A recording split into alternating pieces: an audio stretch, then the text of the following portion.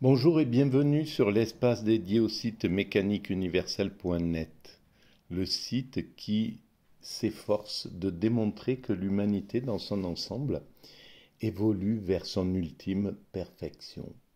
Voilà, je ne vais pas redire à chaque fois à quoi correspond cet état de perfection. C'est un état spirituel en somme, voilà.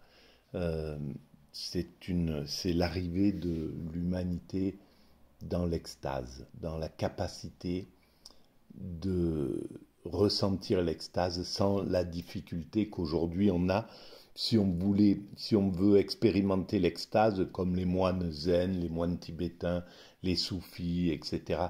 Ça demande un tel travail de sagesse, un tel travail de compression de nos pulsions, de notre ego, que c'est très compliqué pour les hommes constructeurs que nous sommes. Nous sommes des hommes constructeurs de cette perfection. Et donc nous n'avons pas droit à l'extase, à la perfection, à l'extase. On n'a droit qu'à son dérivatif inférieur que sont les plaisirs. Le plaisir, c'est voilà, c'est le, le stade 0 ou le stade 1 de ce que c'est que l'extase. Voilà. Donc, pour travailler euh, sur cette théorie, je m'appuie parfois sur des vidéos comme là, c'est l'émission de France Culture avec philosophie, qui était consacrée à l'ombre et la lumière, la métaphore de la lumière, et là il y a une mise en parallèle euh, entre Platon et Descartes, avec deux intervenants, Anne Merker, professeur de philosophie, et Pierre Guénancia, professeur émérite aussi de philosophie. Et en fait, d'abord on remarque à quel point ces professeurs de philosophie ont ont, ont une générosité, un don de... C'est vraiment une mission pour ces professeurs, et c'est ce que j'ai remarqué quand j'avais suivi en tant qu'auditeur libre quelques cours à la faculté de Nice. Il y a vraiment une générosité, une humilité qui est incroyable. Voilà, c'est ces valeurs qui devraient être mises en lumière dans la société actuelle à la place des narcissiques qui, qui thésaurisent les temps d'antenne, la visibilité, la parole, etc. Et évidemment, ça donne une société à l'image des valeurs que les médias nous envoient. Voilà, donc je lance la lecture et je commente éventuellement. Je voudrais savoir maintenant si C'est la la cinquième raison de vidéo, je pense. Descartes, qui est également évoquée comme une lumière naturelle, alors cette fois-ci naturelle, si ça fait la différence. Vous avez, Pierre Guénancia, parlé de ce texte, les règles de la méthode, ce texte qui a été écrit, alors on dit dans les années 1628, mais qui a été publié après, bien plus tard. Mais là, je voudrais faire référence à un autre texte que j'avoue méconnaître, mais que vous nous avez signalé, La recherche de la vérité par la lumière naturelle. Je crois qu'on ne sait pas non plus très bien quand Descartes... On ne sait pas. On hésite. Certains disent que c'est un texte de jeunesse, d'autres que c'est un texte plutôt de vieillesse, ou enfin de la fin de la vie de Descartes. Alors qu'est-ce que c'est que ce texte? C'est un texte qui, comme pas mal de textes de philosophie de l'époque, adopte la forme d'un dialogue avec des personnages. Malebranche prendra beaucoup ce type-là de traité philosophique, avec des personnages qui représentent chacun une disposition de l'esprit. L'un c'est un savant, l'autre c'est quelqu'un qui est plutôt inculte mais qui est de bonne volonté, l'autre c'est quelqu'un qui croit savoir. Il y a trois personnages, Dox, Polyandre et puis Épistémon. Ce texte est écrit en français, en tout cas en partie, et il est inachevé surtout. Donc c'est pour ça que je ne crois pas qu'il faut le charger d'une signification qui est fondamentale dans l'œuvre de Descartes, bien que les thèses qu'il présente, notamment sur le cogito, sont au fond tout à fait conformes à ce qu'on a pu lire dans le discours de la méthode ou dans les méditations. Donc La recherche de la vérité par la lumière naturelle, ça veut dire, enfin, ça pourrait vouloir dire que c'est une recherche que chacun d'entre nous peut entreprendre. Oui. Il n'y a pas de spécialiste pour la recherche de la vérité. Et même le terme de savant ne désigne... C'est ça qui est vraiment génial dans ces grands philosophes comme Descartes, Platon, etc., Spinoza, enfin, tout ce que... C'est pas pour rien que l'humanité, elle choisit, elle met en hauteur certains philosophes et pas d'autres, et c'est... Alors, il y a certainement de l'injustice à des endroits, je sais pas, mais en tout cas, il n'y a pas d'erreur, il y a quelque chose de profond. Et là, cette recherche de la vérité, la quête de la vérité, la quête de la lumière de la vérité, elle est abordable à tout le monde, mais parce que c'est l'extase, justement. C'est à travers l'extase, à travers le nirvana, l'éveil, peu importe comment on appelle la béatitude, comment on appelle cet état subliminal, mais c'est dans cet état, lorsqu'on atteint cet état, on est au contact de la vérité, mais c'est pas une vérité intellectuelle, c'est pas la formule E égale MC2 qui va donner la clé de l'univers. Non, c'est une vérité qu'on ressent dans chaque cellule de notre corps. On est au contact du divin, au contact de l'amour absolu, de l'essence de l'amour. Et donc, ça s'émane en extase dans le corps. Et donc là, on comprend tout, on comprend que, mais on ne le comprend pas intellectuellement, on le comprend viscéralement, on le comprend organiquement, je veux dire. Et donc, c'est abordable à chaque être incarné. Et j'irai même plus loin, c'est pour ça que j'écris que les baleines ont atteint déjà l'extase, la béatitude, que nous cherchons à atteindre.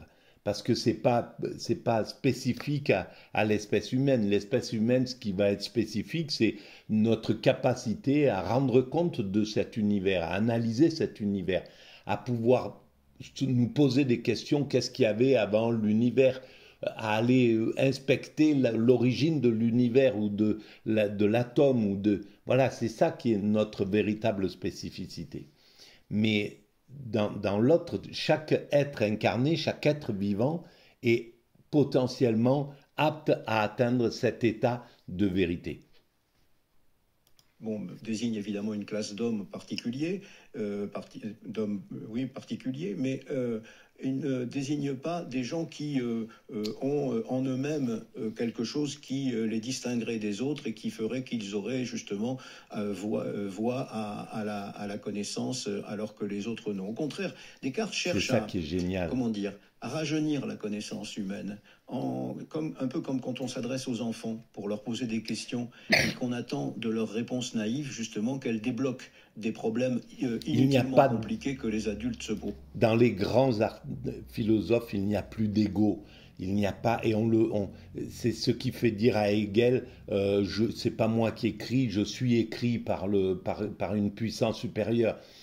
Il y a plus d'ego parce qu'ils ont compris, ils sont tombés dans la clé. Donc à partir de là, il y a plus besoin de s'affirmer ou de se croire autre chose que ce qu'on est. Il n'y a plus du tout d'ego. Et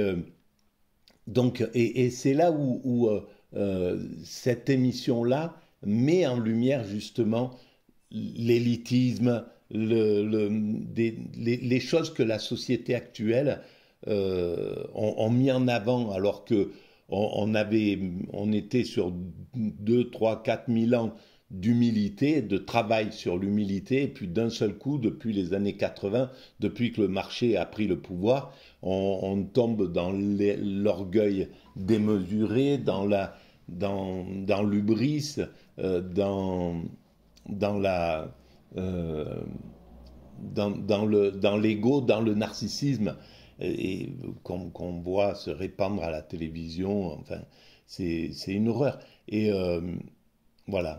Eh bien, il y a ce rapport entre le profane, si je puis dire, et l'instruit chez Descartes. C'est-à-dire qu'on va demander au profane des réponses naïves, des réponses franches, des réponses immédiates, qui va sortir directement de son esprit comme lumière naturelle, au lieu d'aller les chercher dans les livres. Et justement, cet éclairage, justement, va permettre de comprendre que ce qu'il y a dans les livres, la plupart du temps, c'est de l'ombre. C'est-à-dire que c'est de l'obscurité, c'est le contraire de la clarté. La clarté, elle vient de l'esprit. L'obscurité, elle vient de l'entassement d'opinions qui, tellement coagulées, en un sens, finissent par ne plus présenter à l'esprit aucun sens intelligible. C'est génial. Et c'est vraiment... Et c'est marrant parce que ces deux-là, Anne Merker et Pierre Guénancia, ils se sont tous les deux, d'une certaine manière, révoltés contre... la présentatrice qui voulait, moi je les ressens comme ça, hein, c'est qu'une interprétation, mais qui voulait les amener sur quelque chose d'élitiste, ces philosophes qui auraient une vision élitiste des choses, la vérité serait donnée par le philosophe, etc. Ça serait... Et donc tous les deux, ils se sont coagulés justement pour résister à et pour émettre quelque chose de... Je ne pense pas qu'ils étaient venus pour parler de cette humilité, de cette vision justement universelle, de cette vision où le naïf est plus aussi important que l'intellectuel, ou voilà, qui remet de l'égalité dans les choses. Et c'est arrivé, ça c'est magique. Alors on va écouter un extrait lu à deux voix par Clara Michel et Célestine Babinet, un extrait de ce texte de Descartes intitulé « La recherche de la vérité par la lumière naturelle ». Voilà, alors c'est la recherche la vérité, c'est l'extase, la fusion avec le divin. Il faut garder ça à l'esprit. Pour découvrir les vérités les plus difficiles, j'estime qu'il suffit, pourvu que nous soyons bien conduits, de ce que l'on a coutume de nommer le sens commun. Et comme je vous en trouve aussi bien pourvu que je le désirais, à l'avenir, je vous indiquerai seulement le chemin dans lequel vous devez vous engager. Continuez donc à déduire, avec vos propres formes, les conséquences de ce premier principe, le cogito. Ce principe me paraît si fécond et tant de choses s'offrent à moi en même temps que j'aurais, je crois, à dépenser beaucoup d'efforts pour les mettre en ordre. Le seul conseil que vous m'avez donné, de peser bien sûr attentivement ce que je suis, moi qui doute, et de ne pas le confondre avec ce qu'autrefois j'ai cru être moi, a prêté une telle lumière à mon esprit et a dissipé sur le champ tant de ténèbres qu'à la lumière de ce flambeau, je vois mieux en moi ce qui ne s'y voit pas, et je suis plus persuadée de posséder ce qui ne se touche pas que je ne l'ai jamais été d'avoir un corps. Cet élan de l'âme me plaît beaucoup, bien qu'il ait peut-être déplu à Épistémon, qui, tant que vous ne l'aurez pas arraché à son erreur, et que vous ne lui aurez pas mis devant les yeux une partie des choses que vous dites être contenues dans ce principe, sera toujours disposé à croire, ou du moins à craindre, que toute cette lumière qui s'offre à vous ne soit semblable à ces feux follets qui s'éteignent et s'évanouissent dès que vous en approchez, et que même vous ne retombiez rapidement dans vos premiers ténèbres, c'est-à-dire dans votre ancienne ignorance. Et certes, cela tiendrait du prodige si vous, qui n'avez pas fait d'études et n'avez pas compulsé les livres des philosophes, vous deveniez savant aussi vite et avec si peu de peine. Voilà, ben oui, c'est ça. France Culture, on n'a pas besoin on n'a absolument pas besoin de... Pierre Guénancia, vous êtes spécialiste de Descartes. D'intelligence pour Descartes atteindre la dit que vérité ce absolue. qui nous guide et qui c'est l'extase. C'est le sens commun. Et c'est même le plus bas degré c'est le vide de l'esprit. Donc il faut faire le vide des connaissances, le vide. C'est pour ça que c'est très compliqué. Le vide de l'ego, le vide des désirs, le vide des intentions, le vide de tout ça. Et on atteint à ce moment-là l'extase. Et quand on a atteint l'extase, on est au contact réel de l'essence de toutes les choses. On est en fusion avec tout, avec un grain de poussière, avec une feuille d'arbre qui tombe, avec l'air qui nous frôle le visage, voilà. On est dans cette fusion avec le divin. Et là, on est dans la compréhension totale de de quelque chose qui est d'une puissance incroyable. Mais pour atteindre ça, aujourd'hui, si à part par la grâce, entre guillemets, ou par accident, voilà, on le voit, il y a des philosophes qui ont fait cette expérience d'extase accidentellement. Je crois que Pascal est tombé de cheval ou je ne sais pas comment, bon bref, et il a eu cet état d'extase. Je crois que Jean-Jacques Rousseau aussi, etc. Donc cet état-là, on peut le vivre comme ça accidentellement, mais si on cherche à l'atteindre par la volonté, ben, ça demande voilà, ben, le moine zen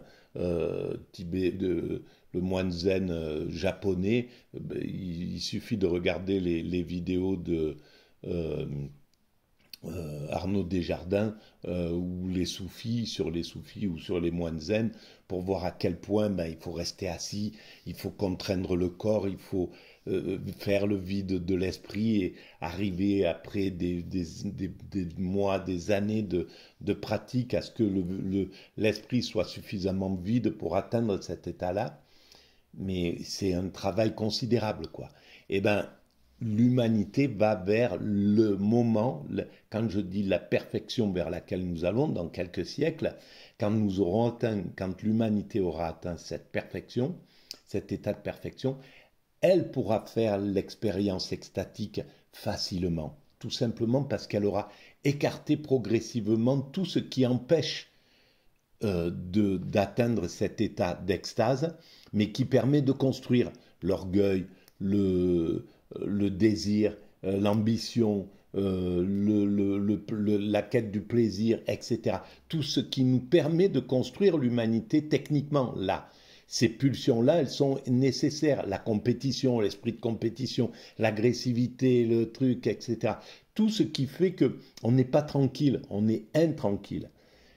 Et bien, progressivement, tous ces trucs, l'humanité va les gérer, va les domestiquer, va comprendre que c'est inutile, que il suffit d'enlever le jour où l'humanité a enlevé l'argent, le travail, l'ambition, le fait qu'il y ait des choses qui valent plus que d'autres, etc., où on convoite ce qui est à notre voisin, où on a de la jalousie, le jour où on a enlevé tous ces trucs-là pour vivre la plénitude des relations humaines, l'amour, la fraternité, l'amitié, la contemplation, voilà, si ça passe en haut du panthéon de ce que cherche à atteindre l'humanité, lorsque ça deviendra les valeurs suprêmes, ben c'est fini, il n'y a plus besoin, l'homme n'a plus besoin de convoiter quelque chose de son voisin, donc il est dans la tranquillité, c'est fini. Et donc l'extase à ce moment-là est facile. Et voilà vers quoi nous allons en réalité.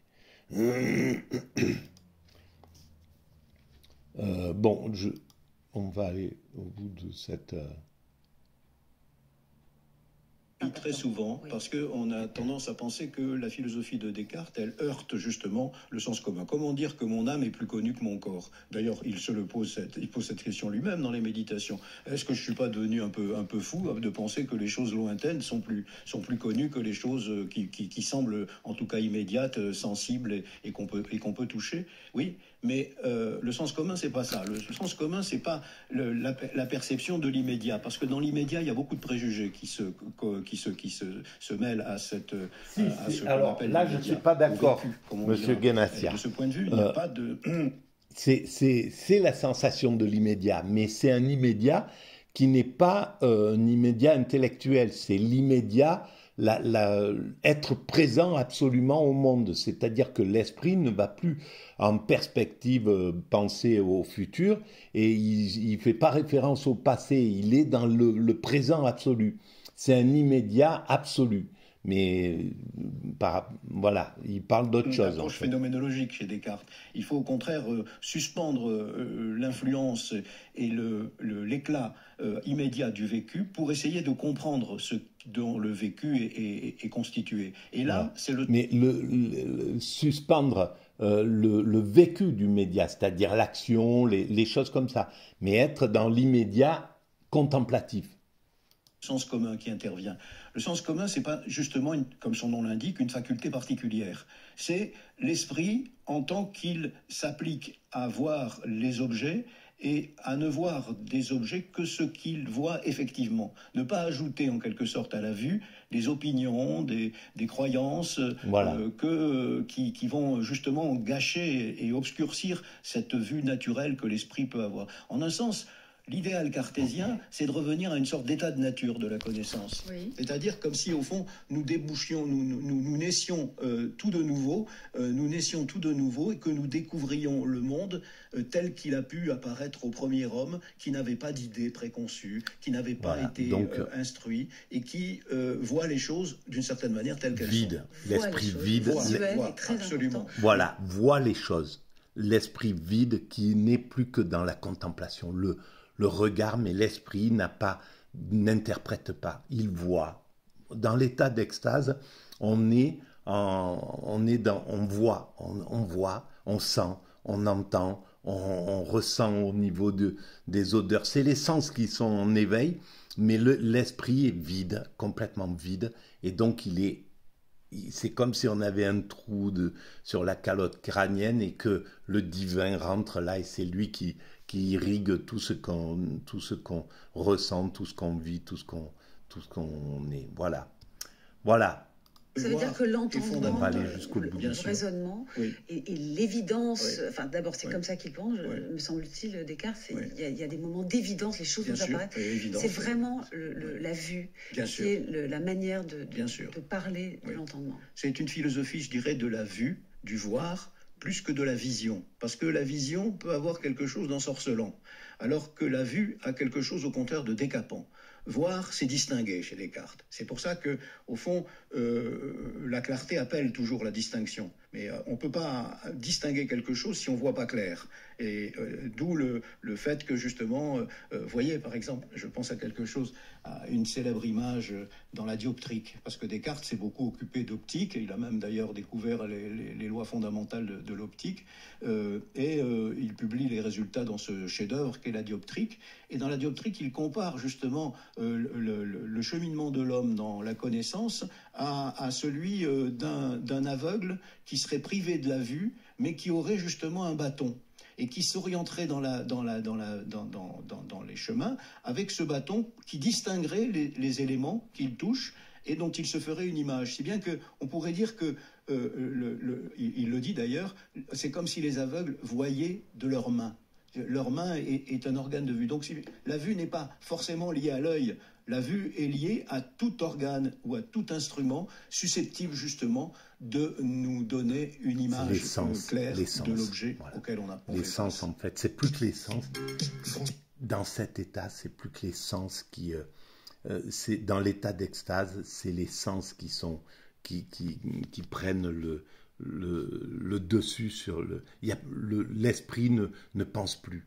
Et pour avoir fait cette expérience pendant une semaine de façon accidentelle au tout début de la mécanique universelle, par hasard, je suis tombé dans cet état-là et ça a duré une semaine et je savais pas du tout dans quoi. Je comprenais pas ce qui se passait, j'ai pu que le vivre.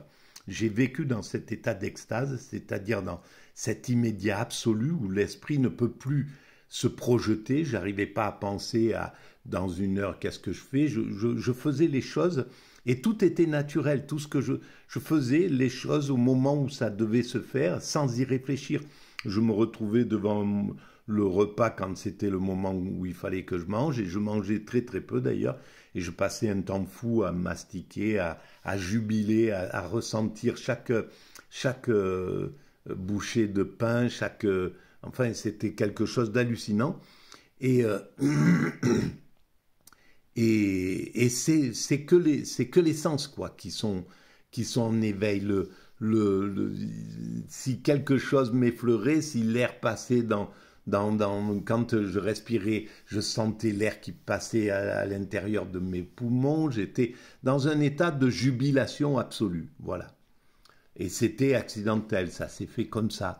mais ça m'a permis, et c'était 2-3 mois après avoir découvert la phrase « l'humanité va vers son ultime perfection ».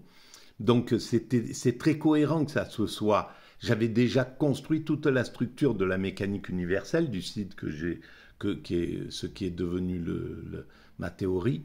J'avais compris, j'avais fait toute la structure et cet état d'extase est arrivé pour que je comprenne vraiment ce que je voulais dire en somme. Parce que je disais l'humanité va vers sa perfection, c'était l'amour, va vers l'amour en somme, l'amour absolu. Mais je ne savais pas ce que ça voulait dire. J'avais pas. Et quand j'ai fait cette expérience extatique, et c'est pour ça qu'il n'y a rien, il n'y a pas de hasard. Tout ce qui se vit, il y a une sorte de logique dans la création qui est hallucinante, quoi, tout simplement hallucinante. Voilà, j'arrête là pour cette vidéo. Si vous voulez soutenir cette idée et la diffuser, vous pouvez le faire en envoyant le lien à vos amis, en écrivant des commentaires, en mettant des avis, etc. Et puis en vous abonnant aussi, voilà. C'est selon votre bon vouloir. À très bientôt et merci de votre écoute et de votre soutien silencieux.